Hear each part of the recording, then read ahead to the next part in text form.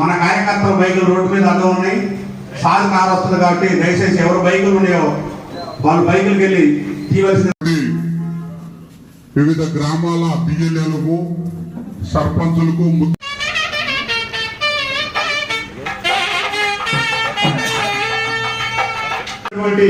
పేరు ఇచ్చినటువంటి బిఎల్ఏ అందరూ కూడా కార్యక్రమంలో తమ వంతు సాయం చేసి వారి వారి గ్రామంలో ఓటర్ల నమోదు కార్యక్రమంలో మన సారు బ్రహ్మయ్య గారు సూచనల మేరకు డాక్టర్ గారు ఈ కార్యక్రమాన్ని ఏర్పాటు చేసి అందరినీ చిన్న సత్కారంతో సత్కరిస్తున్నారు. ఇవాళ ప్రజలందరూ కూడా గమనిస్తున్నారు. మరీ ముఖ్యంగా పాలేరు ప్రజలు పార్టీలకు అతీతంగా కులాలకు అతీతంగా సారు దూరం చేసుకున్న తర్వాత ఎలక్షన్ ఓట్లది ఎంత జరుగుతుంది.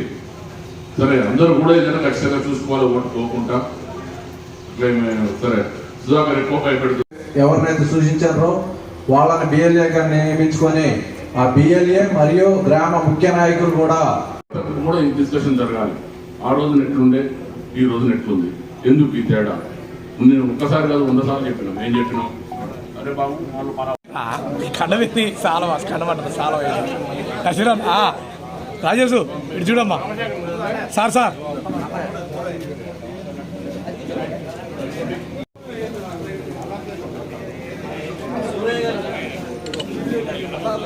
వెంకటలక్ష్మి శాల్వా శాల్వా వెంకటలక్ష్మి గారికి శాల్వ వద్దా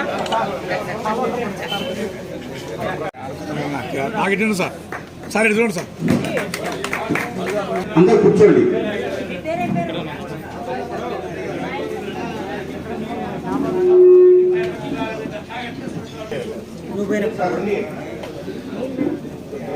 సార్ ఇటు చూడండి సార్.